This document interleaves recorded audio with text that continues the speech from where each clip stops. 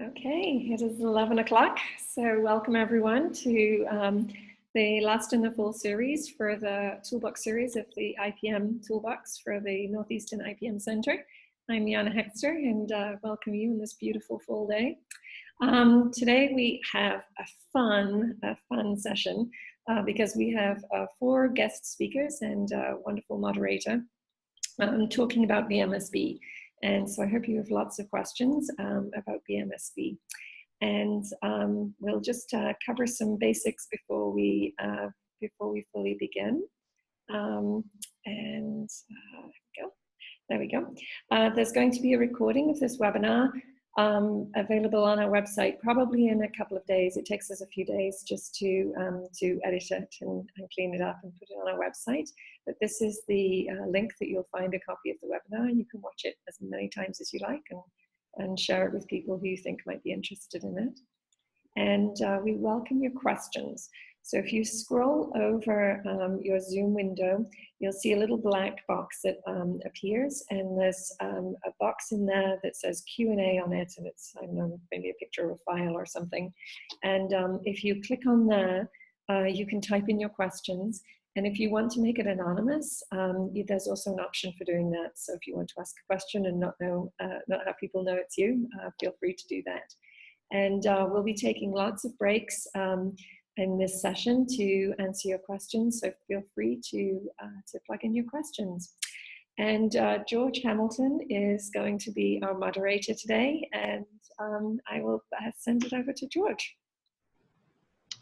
Thank you, Jenna. I also want to welcome everybody to our webinar this morning. On behalf of myself and Tracy Lesky, my co-moderator, I think we've put together quite a good program, and I don't want to take any time from any of our speakers.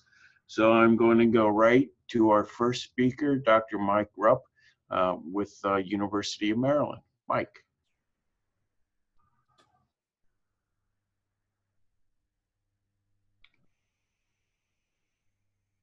I think I'm muted. Thank you.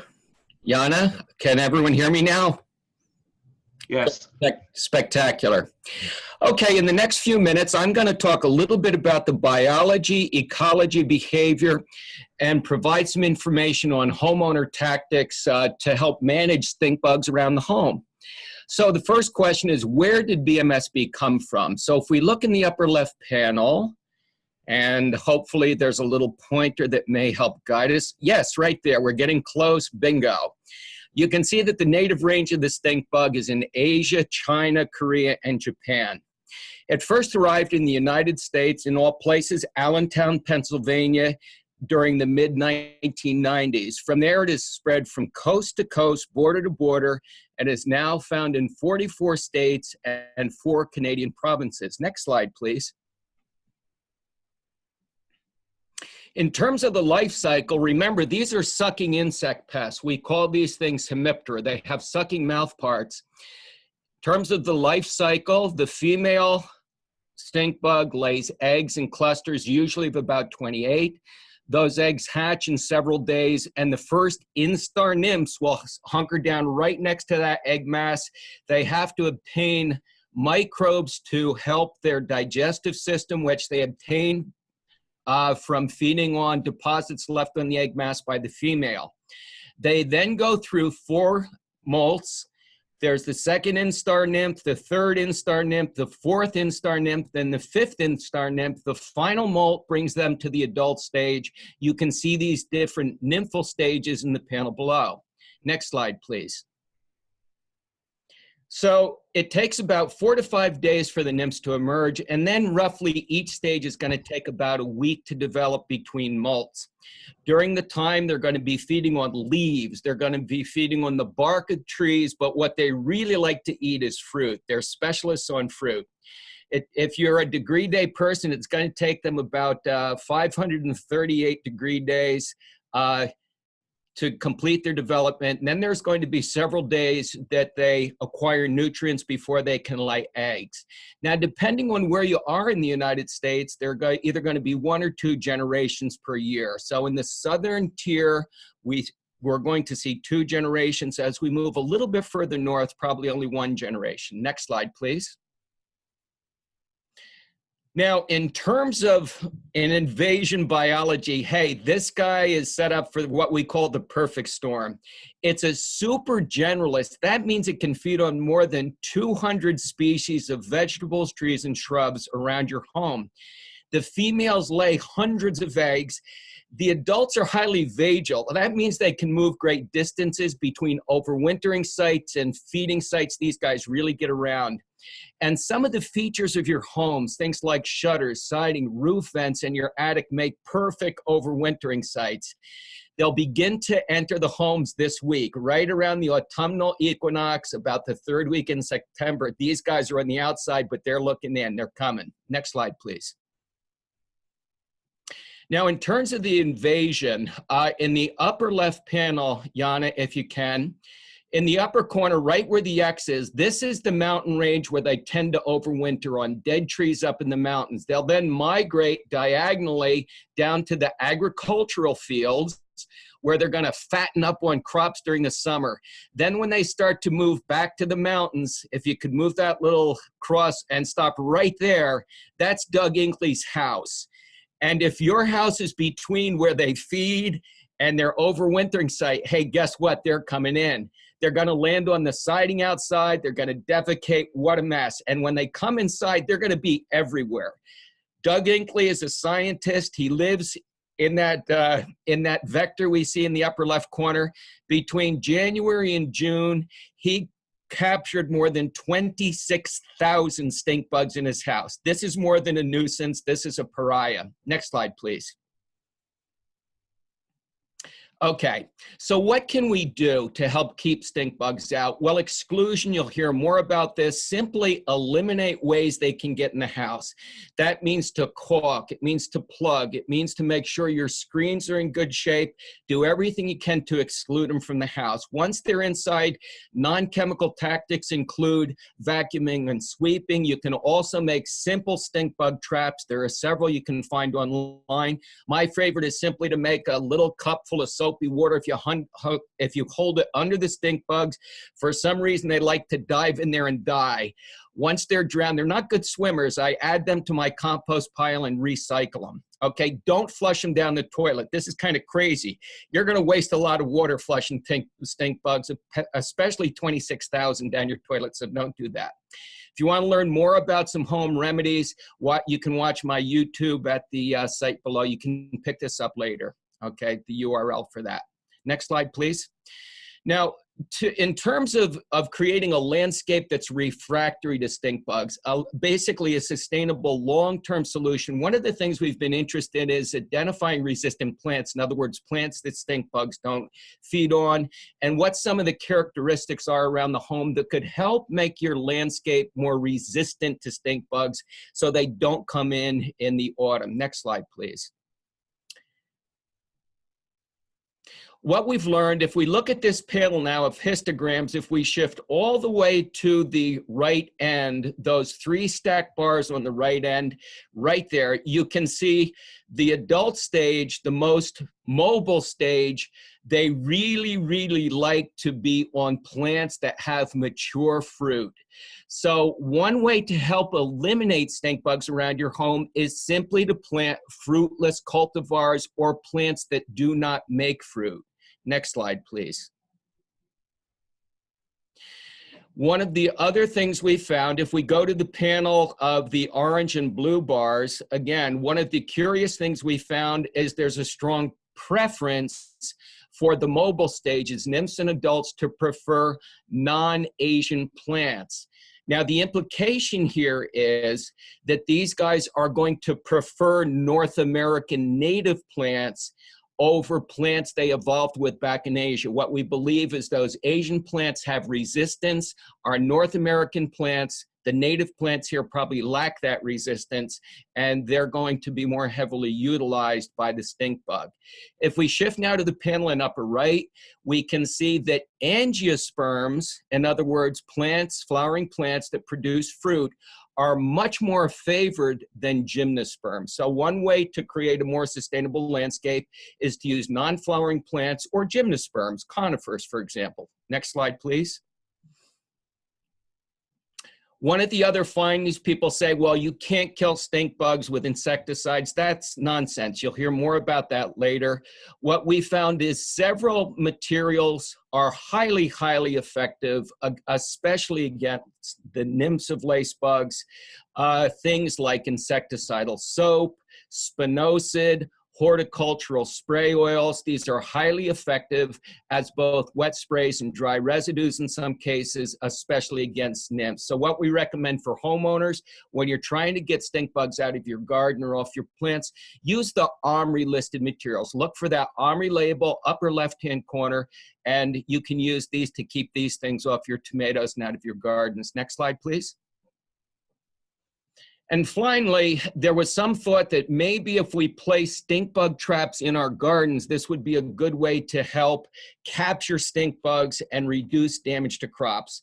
We did a citizen science project, and we found that if you actually put that trap in your garden, you're going to have more stink bugs in that garden, and you're going to see more damage on your crops. So maybe what you want to do is buy those stink bug traps and give them to your neighbors, or take those stink bug traps and simply move them far, far away from your garden if you want to catch some of these guys. So thank you very much for your time and attention. I'm going to kick it back to George. Okay. Jana, do we have a time for a question, or do we have anything in the Q&A box? Yep, we don't have any questions that have come in yet, and that's probably because it was such a great overview. Okay, So, great. Yep, I would suggest we move on, and I'm sure they'll Okay.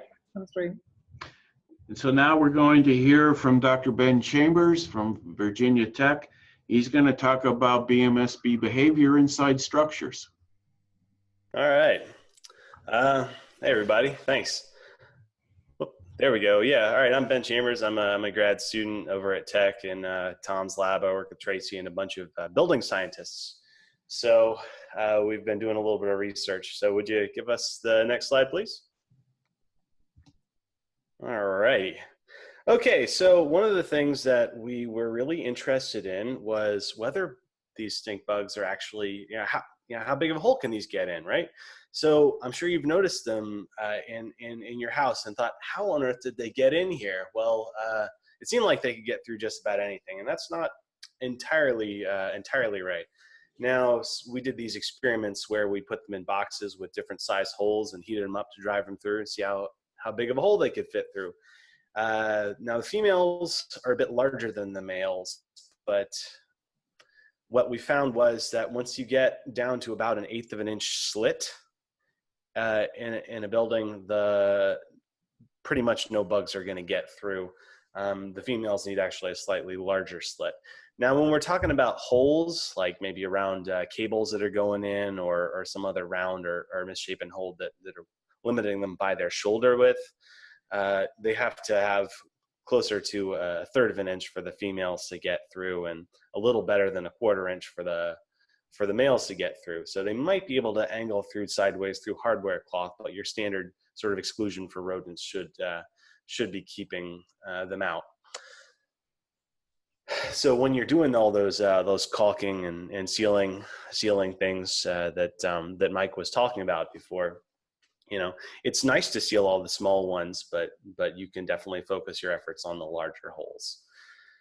We also did some experiments looking in.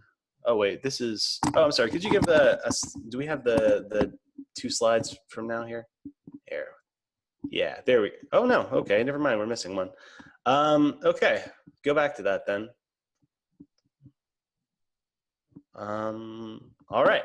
Yeah, the geometry of the building should sort of dictate. So they tend to move sideways when they hit obstructions on the side of buildings. So if there's a hole that they can get up to, like under your eaves or whatever, they're more likely to hit that than one that's got something kind of blocking their upward movement towards it. Okay, let's go to the next one then, please. And the next one. Okay, one of the things that we were interested in looking at also was how the presence of other dead left over from previous years would actually affect their interest in entering sites. So there are dead bugs left over all the time, right? Unless you're cleaning out, with a vacuum sweeper every year, right? So what we tried to do was a bunch of experiments where we exposed them to these dead bugs. What we found was that they're perfectly willing and actually very interested in settling with dead bugs from previous years, which suggests that it's possible that if you're building refuges or traps on the exteriors of your buildings for them to settle in as they're moving there, seeding them with other dead bugs from previous years may actually encourage them to stay in there once they start exploring it.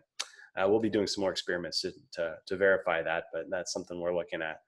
On the other hand, you've probably heard people say, I know I have, that, oh, we shouldn't kill a bug because it'll draw all the other ones there. That's not true.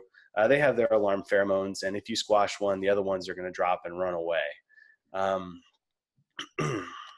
So if you put dead ones that have just been killed in a refuge, they don't want to go in there. So if you've got someone that's got a lot of bugs and they're not very interested in spending much money, they can probably smash a bunch of bugs on those entrances to keep them from coming out every day or two. Okay. Next slide, please. Now, those light traps that Mike was talking about, also, we're interested in looking at the response of disturbed bugs to light bulbs over the course of the year. So I disturbed bugs in the presence of light bulbs over the course of a year. I found that they were a lot more responsive to those light bulbs and those light bulb traps when disturbed in late summer, early fall, and in spring, and they were much less responsive in the dead of winter. So it might be more effective to have those out, at the tail ends or at the front end and the tail end of the season if you want to collect them with the light traps. Next slide, please. All right. Now, the other thing, as building scientists, we were really interested in was how the thermal properties of a building exterior influence the overwintering behavior, right?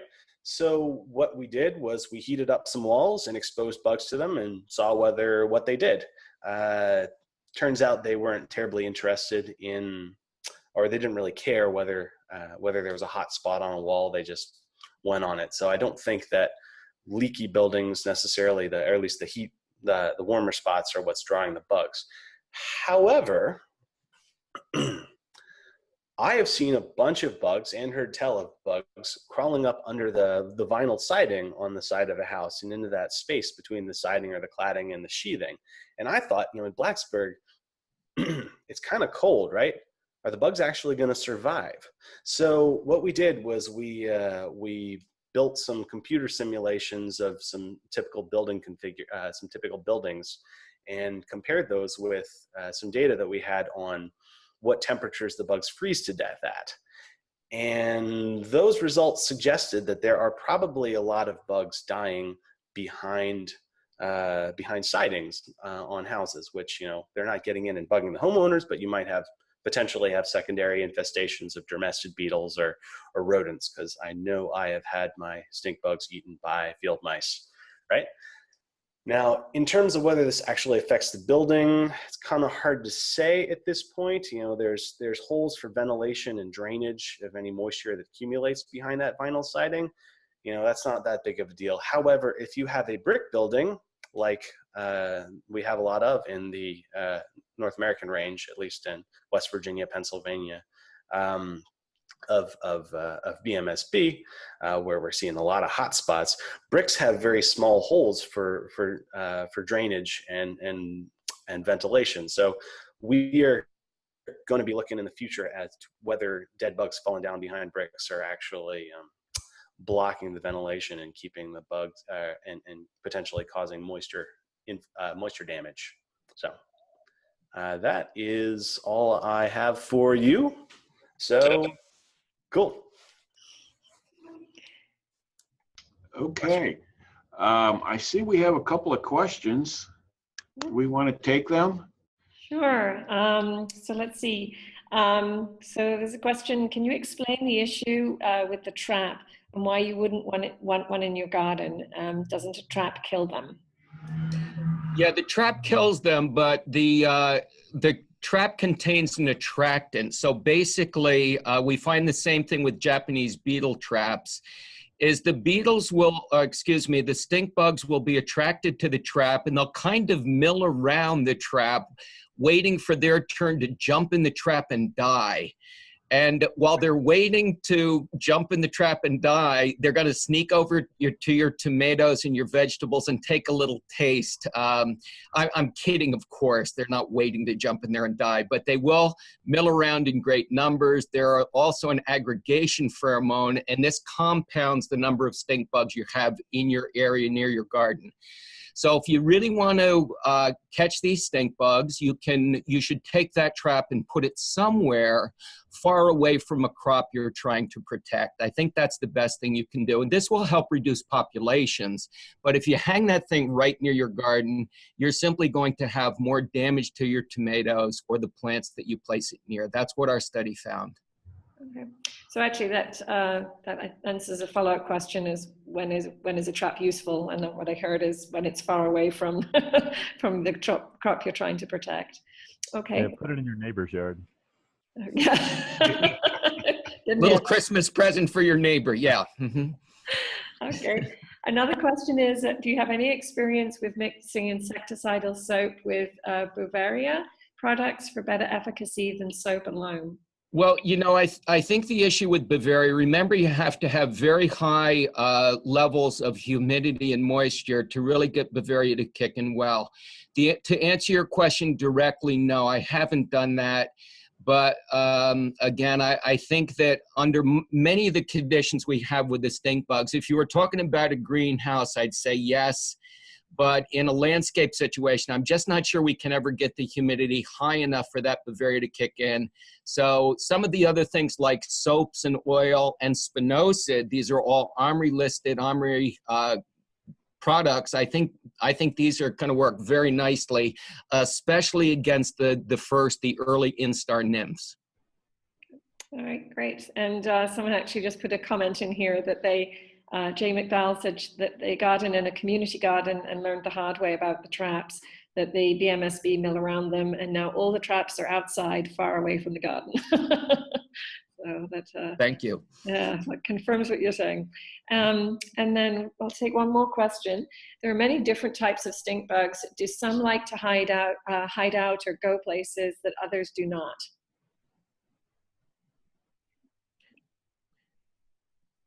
Ben, I mean, my thoughts on this is when I collect stink bugs out in the wild, I often find our native stink bugs overwintering in the same types of habitats that I find the brown marmorated stink bugs. So oftentimes our own native stink bugs are found in the same aggregation as the BMSB. That's been my observation, that these guys are probably evolved to use the same kind of bark refuges, rocky refuges for overwintering. Ben, do you have some thoughts on that too?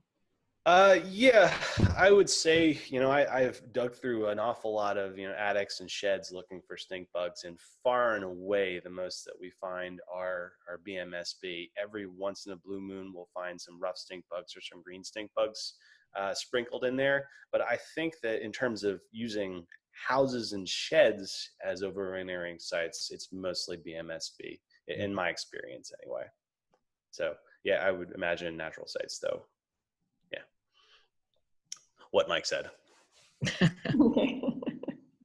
Great. Actually, and to follow up on that, Mohammed Hasib has asked, are these stink bugs competing with the native bugs? Whoa, that's a tough one, isn't it? Competition theory is that's a pretty tough one. Obviously, they've been very, very successful. So I gotta believe there was kind of space in the biomes they've invaded here. They have some very clever, tricks that perhaps our native stink bugs don't have in terms of the dietary breath. Again, 200 plus species really gives them a leg up, I think, in terms of invasion biology. These guys are highly mobile and they're moving around all the time. My observation, and George, maybe you can chime in here too, these seem to be a lot more mobile and active, and Tom, than some of our native stink bugs, which I think stay a little bit put, stay in one place a little bit more, and also are a little bit more specialized. I think the real leg up for these guys is this tremendous host range they have. The fact that they will use some invasive plants like tree of heaven and pagoda tree, but also they can switch over and basically feed on anything with a fruit. So I think they're just a little bit better, maybe, than a little bit more generalized and better invaders perhaps than our native species. Yeah, I would agree with everything you said, Mike, and clearly they seem to reproduce better and they have a much broader host range. But one of the things that hasn't been brought up is once we have the natural enemies, and those could be pathogens and parasitoids and predators. What you have now is a very abundant stink bug food source that could end up having some ripple down effects on these native species.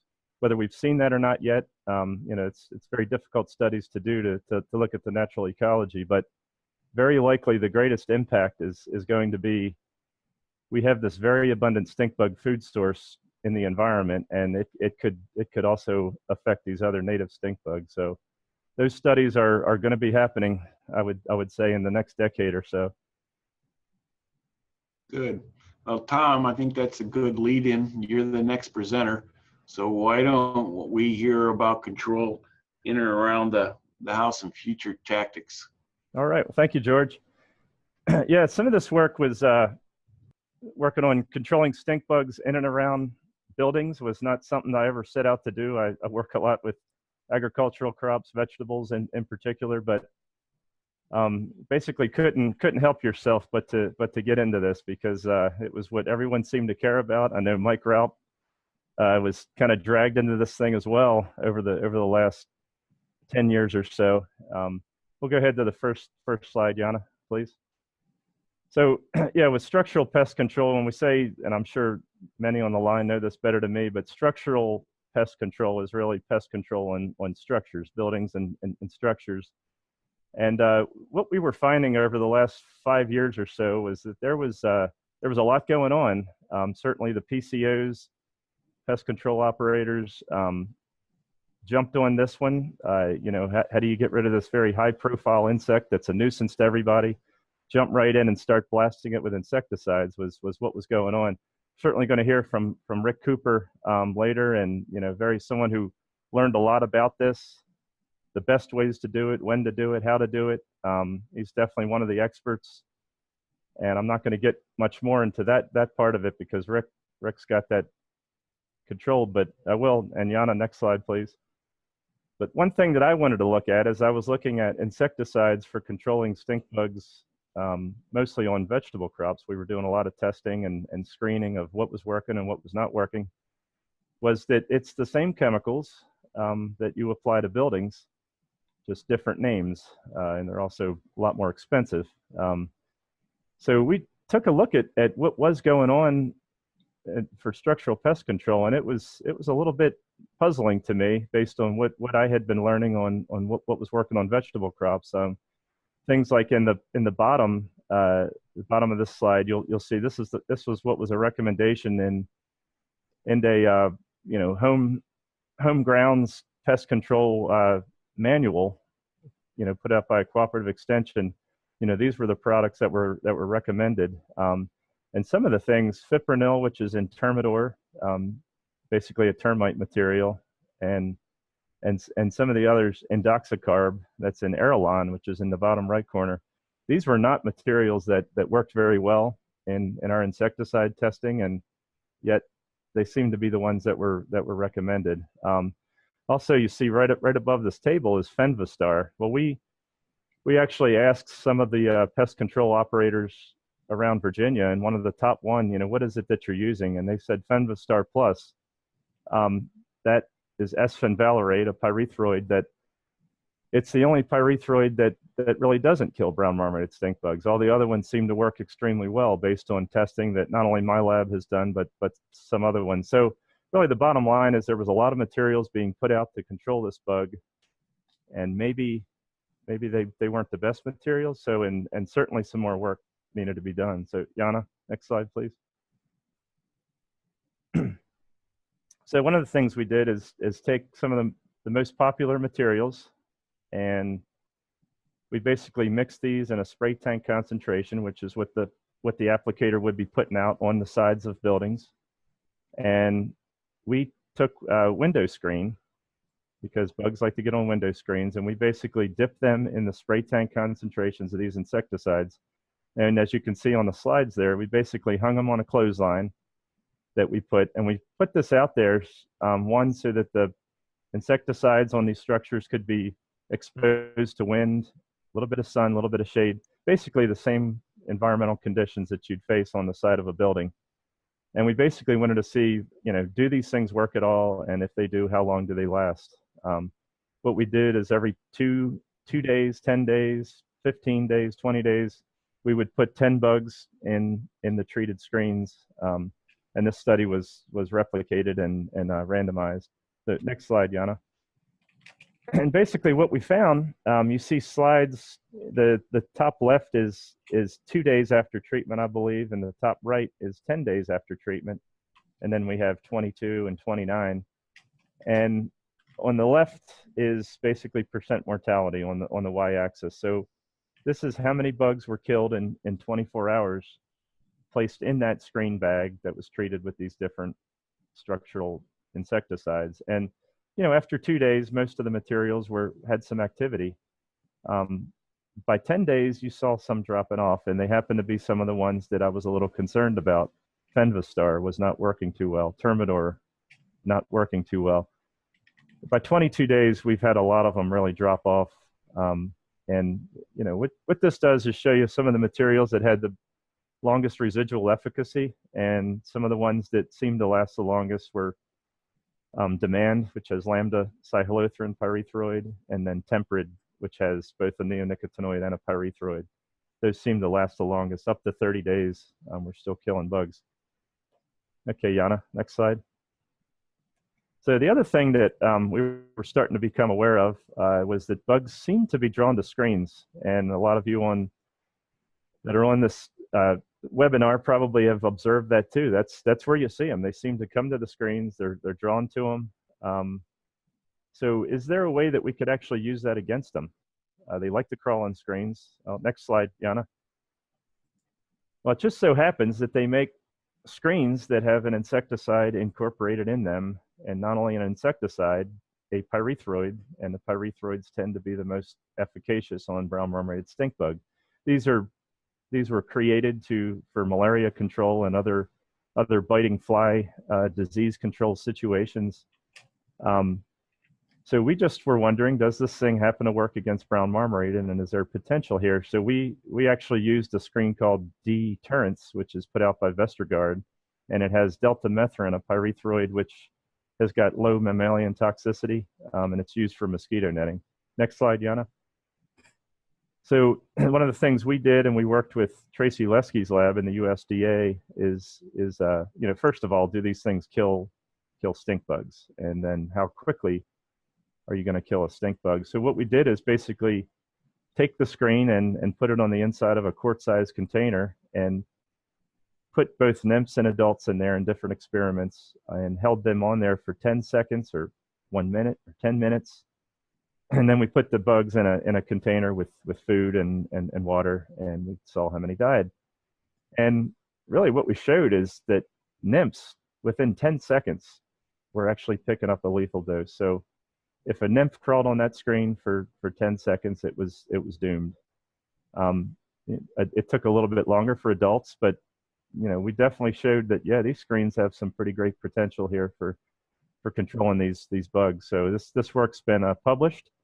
And where are we at right now? Well, the screen is commercialized, and you can use it for Windows screens. Does more work need to be done? Absolutely. And different ways of looking at how you may be able to use this new tool. Not a new tool, but a new tool potentially for brown marmorated stink bug. Next slide, Yana. So one of the things that we also observe this time of year, it's hitting it perfectly, because what you see pictured here are stink bugs aggregating on the bark of trees. And that is happening right now in Blacksburg, Virginia, on maple trees. They seem to like maples, and Mike Raup can attest to this. I believe they're feeding on the tree sap, and maples produce a lot of it in the fall. But this is also happening across the country. In California, they are aggregating on these trees right on the eve of starting to move into buildings and structures. So next slide, Yana. So one of the questions is, hey, can we draw them to this tree trunk and maybe take out a huge chunk of the population here before they even think about moving into our houses? So there's some work right now. Can you wrap a tree trunk with this deltamethrin screen? And what is that really going to do? So we've got some work. What it will do is definitely kill bugs. We have some data on that. Will it reduce the number coming into a house? Don't know. But these are some things that definitely need to be looked at and are going to be looked at. Next slide, Yana. So, what we're left at right now is could we potentially use this screen, which, by the way, is very long lasting. You can use it for multiple years and it's still effective. Can you put a lure out maybe and draw them to trees and knock back populations? And that could happen year round. Can you change your window screens to this new deltamethrin screen? Or can you basically use it in some areas where the bugs are likely going to be crawling to and getting in around shutters and things like that, soffits? And so these are all potential studies that are going to be going on with this new tool. Next slide, Yana. So that's bugs getting into the houses. And now, what if it's too late? What if you're in the middle of winter, January, and these things have popped out and started flying around your living room when you have a dinner party? And what can you do about them then? And next slide, Yana. So definitely in 2010, you definitely saw a peak in this, and this was the internet was just absolutely buzzing in the Mid-Atlantic region of the U.S. with everyone had the answer to what to do with these new invaders of homes. There were homemade light traps that were out there, and everyone said they're the greatest thing for getting rid of bugs. And then there were some even commercialized ones, as you see in the bottom left. There is the rescue trap, which is still sold. You can get it at your Home Depot and Lowe's, especially this time of year. And on the right was Andrew Struby, who was from Pennsylvania, and he basically developed this trap, observing bugs are drawn to lights. He basically had a sticky panel that was wrapped around a light, and it drew the bugs in and they got caught on it. So these were both two commercial traps. So what we looked at was, all these things are on the internet and everyone says that they're the greatest thing and will get rid of bugs, but do any of them work? Next slide, Yana. So what my student I had at the time, John Agner, did is we did a citizen science project. If anyone had called Virginia Tech and said, I've got bugs all over my house, can you come do something about it? We said, yes, you want to participate in a study? And we basically supplied them with each of the 4 types of traps. We looked at just a homemade 2-liter bottle with the top cut off and inverted, and a LED light placed in the bottom, push-on light. The bugs basically crawl up and get caught inside that trap. Then there was the rescue trap, commercialized. And then there was a simple pan of soapy water, and this was aluminum foil pan with just a desk lamp shining on it, and the bugs end up getting caught in there and drowned. And then there was the Struby trap as well, the commercial trap. So basically, we told homeowners to rotate the traps every day, just keep them rotating throughout the winter or for however long you want to trap them, and which one seemed to work and how they felt about it. And next slide, Yana.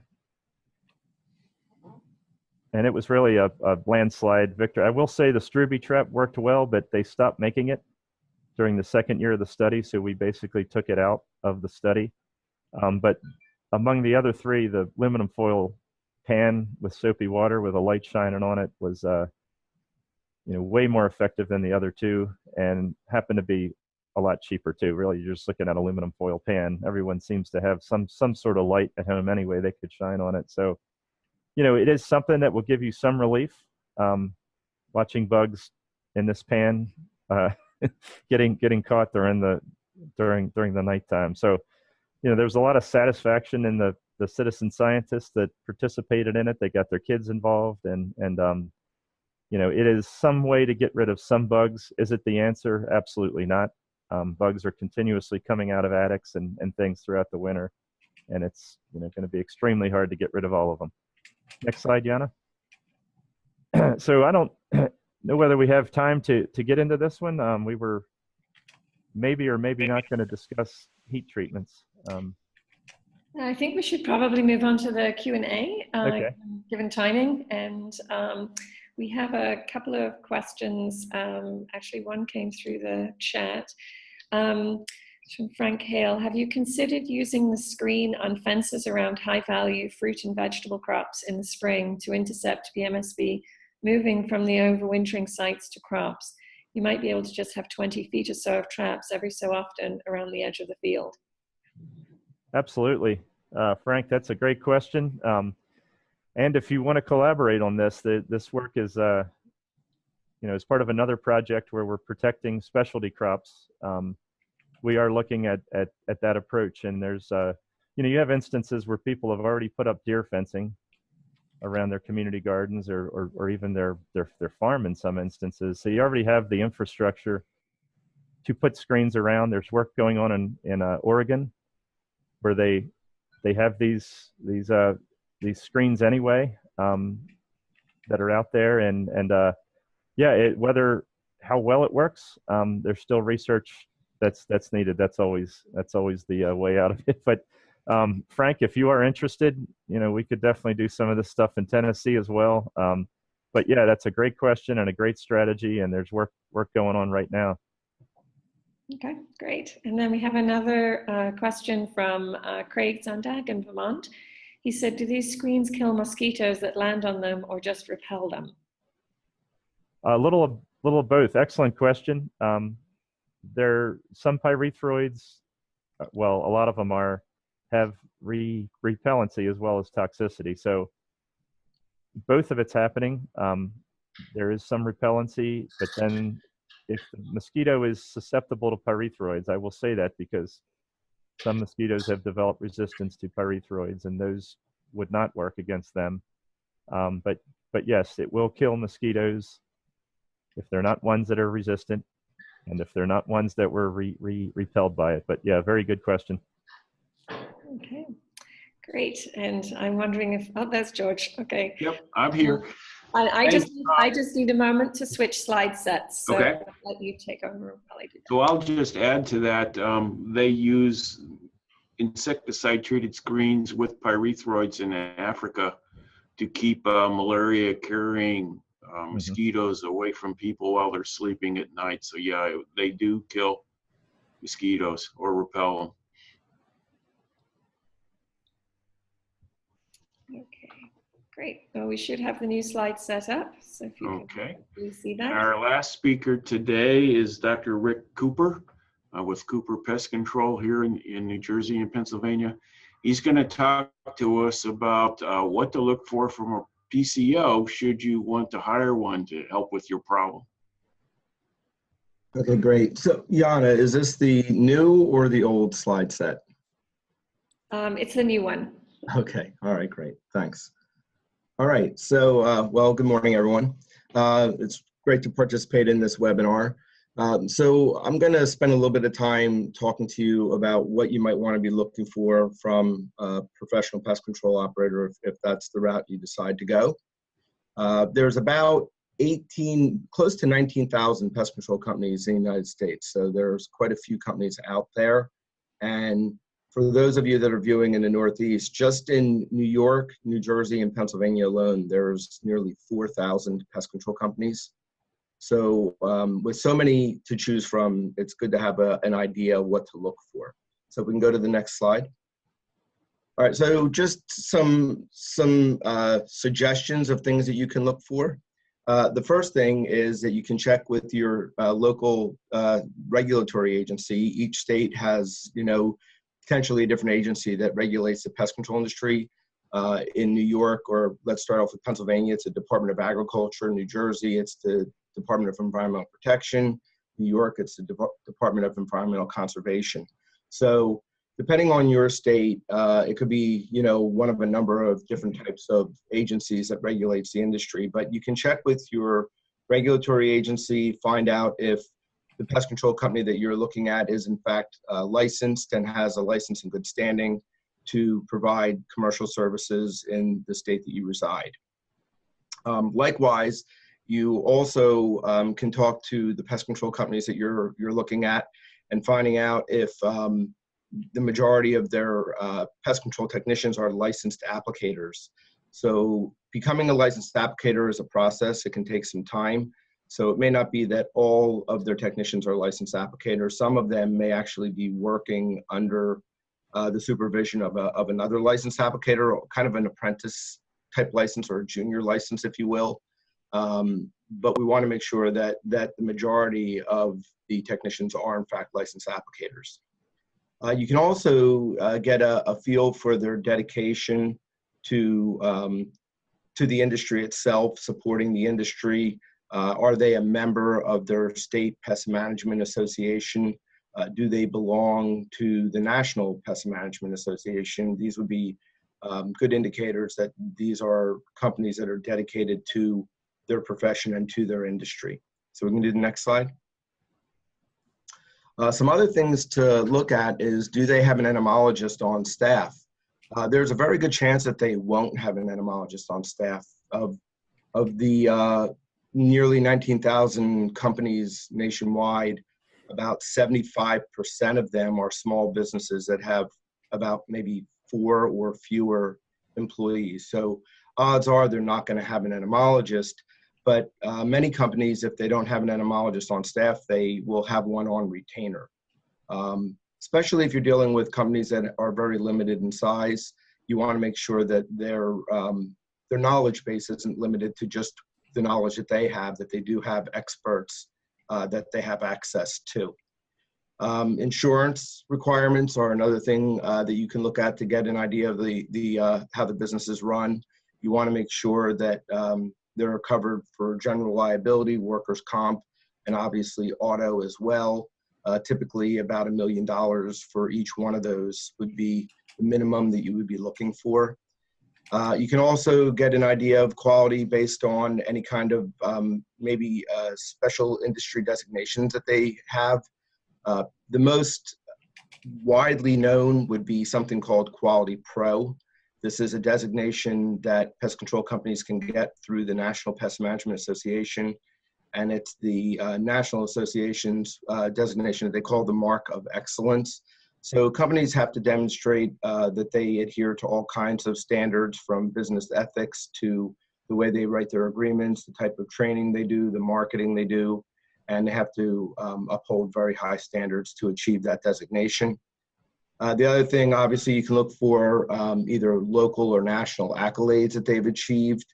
Have they gotten business awards for being a well-run business? Have they won any of best of, whatever your local area is, the best of company type of awards? And then obviously you can always do your internet reviews and see, what other consumers have to say. Okay, next slide. One of the big problems that we see, not just with brown marmorated stink bug, but with a lot of insects, but particularly since we're talking about brown marmorated stink bug, is the reaction of a company to treat the baseboards throughout a home because you're complaining of seeing stink bugs in the house. And this clearly will not be effective. So we can go to the next slide. The end result of the stereotypical baseboard treatment throughout the home is going to be unnecessary exposure to pesticides and essentially little to no benefit when it comes to reducing brown marmorated stink bug activity. This just simply is not the right place to be treating. Okay, next slide. So instead, we want to focus our efforts on the exterior, and I think that that's kind of been the resounding theme. The main thing is to try and prevent stink bugs from getting in, so treating areas where stink bugs might enter or where they can find protection. So we're talking about things around window frames, door frames, behind shutters, gutters, roof lines, attic vents, ridge vents, chimneys, and any kind of crack or crevice around the structure. Okay, next slide. If we are going to be treating inside, this would be if the stink bugs are making their way into the home. The treatments are going to be most well suited up in the attic space. This is where the majority of stink bugs are going to get in and where they're going to reside. So treating again on the underside of ridge vents, along the edges of the eaves and soffits, and any kind of rooftop penetration such as chimneys or vent stacks, things of that nature. Next slide. Indoors, if stink bugs are showing up inside, again, I think this has already been mentioned several times, but again, we can look at sealing cracks and crevices that the stink bugs are finding their way through to get into the living area. And then once they're in the living area, really, physical removal, if there's just one or two, just grabbing it with a tissue. But if there's large numbers, they can be vacuumed up and in the bag thrown away. And then there are also small traps that can be purchased that just have like a sticky glue board that can be placed around windows to try and harvest some small activity. Next slide. I think what's important to realize is that the brown marmorated stink bug is only one of many insects that are using structures to survive the cold winter months. There's many other kinds of insects that also overwinter inside of structures. Next slide. The reason I say that it's important to realize this is that although there may be many insects that do get into buildings to keep warm over the winter months, the brown marmorated stink bug is unique among the rest. It's different than the other ones. So one of the things about brown marmorated stink bug is that they enter earlier than the other overwintering insects. They typically are entering in the month of September, where many of our other insects aren't coming in till October, maybe even as late as early November. And once they get inside of structures, they tend to be much more active over the cold winter months. Most of these other insects, they get into the structure to overwinter. They pretty much go dormant for the winter and seldomly become active during the cold months. But brown marmorated stink bugs will be active all winter long. And then they have this tenacity of getting into people's personal belongings, which really frustrates people. So the real key here is to stop them from getting in the first place, because once they do get in, it's really difficult to control them, and it can be pretty frustrating. And then lastly, most of the other overwintering insects exit the structure as soon as the outdoor temperatures become warmer than the indoor temperature. So we're talking typically early spring. In the Northeast, we're talking about, maybe April or early May at the latest, whereas brown marmorated stink bug can easily stay in structures and often stays in structures until June, sometimes as late as early July. And we don't exactly know the reasons for that, but I guess my hypothesis on this would be that for the other overwintering insects, they're going out into nature and they're getting on with their life cycle in the spring. But brown marmorated stink bug, because they are feeding on fruit, their food source, their major food supply is becoming available later in the season than the other overwintering insects. So they may be hanging around longer. Okay, next slide. So I thought I would leave you with a list of questions that you could check with companies if you are looking to hire professionals, some of the things you might be looking for to try and evaluate one company versus the next. And the first thing that we can start off with is if they offer pest exclusion. That would be very helpful to know. The other thing is, are they treating brown marmorated stink bugs earlier than other overwintering insects? If they're going to be treating them in October, it's probably much too late. Really, those treatments need to be taking place around now, just as brown marmorated stink bugs are beginning to enter homes. Next. How they treat is also important. Are they power spraying? A lot of companies will come along with a hose and a rig, and they'll power spray structures. That's really not the best way to be treating for brown marmorated stink bugs. We really need a targeted treatment, and this is best done with handheld equipment. The other thing that's important to realize is, as Tom was mentioning, probably the most effective and widely used chemicals, certainly by the professional pest management industry, are the synthetic pyrethroids. And there's regulations that prohibit the use of synthetic pyrethroids in methods other than spot or crack and crevice methods, which is something that you're going to use small handheld equipment for. And so that goes into the targeted treatments. Okay, next.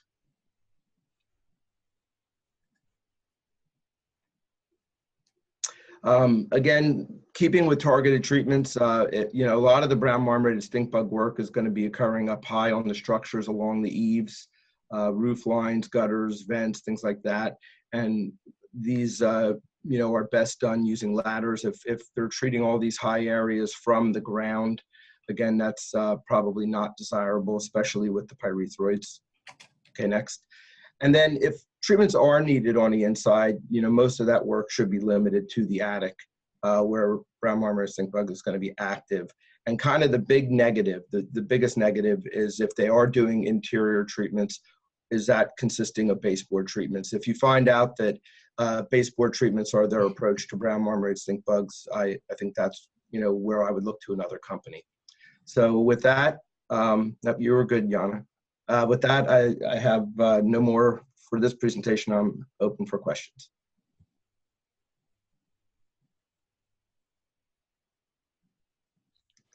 George, I think you're muted. Sorry about that. We have two. Does a vacuum kill BMSB?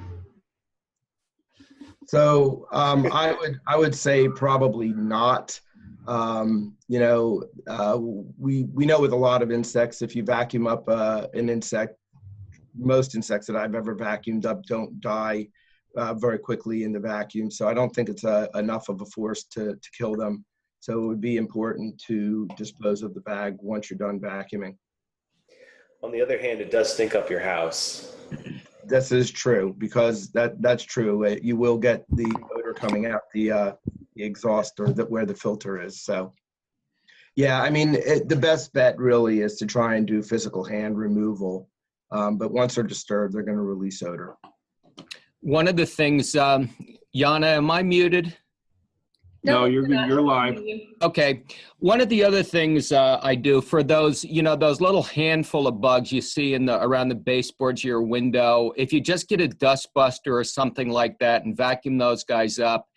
And then what I often do is I just dump them in a plastic bag. I throw them in my freezer for about 2 weeks. They don't withstand that. And I just recycle them. I dump them in my compost pile. So if you don't like to put them in the freezer, you can always go in a bucket of water.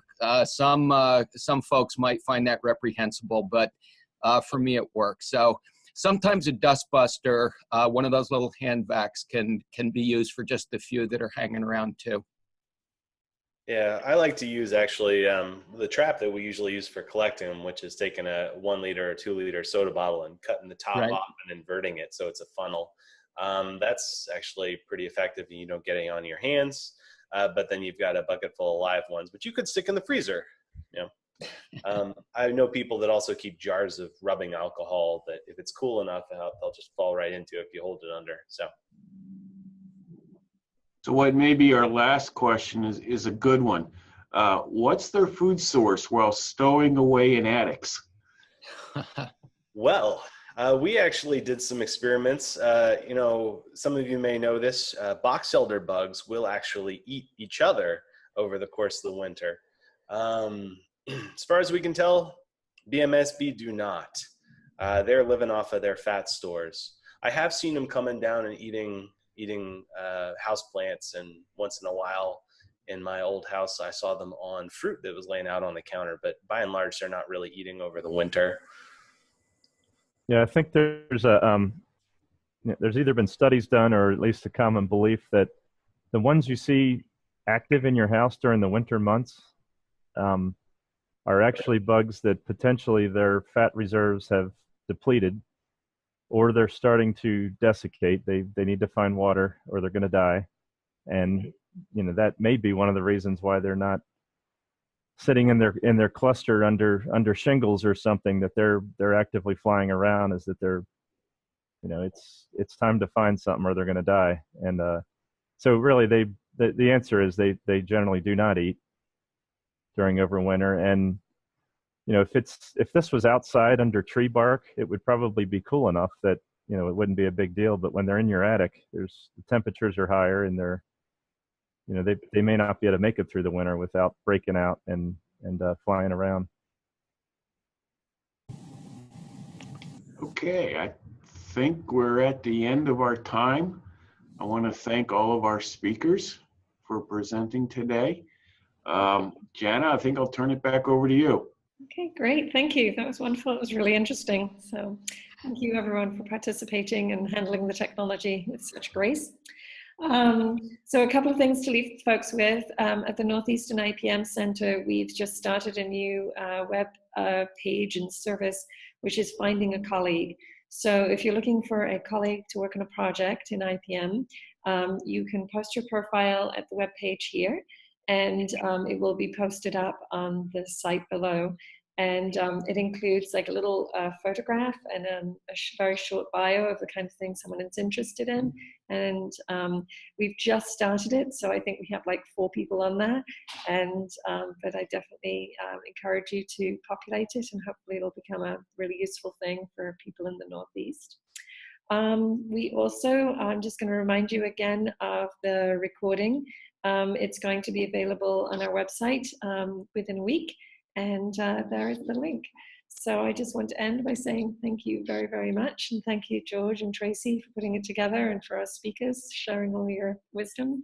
And I hope everyone enjoys the rest of their week. Thanks very much.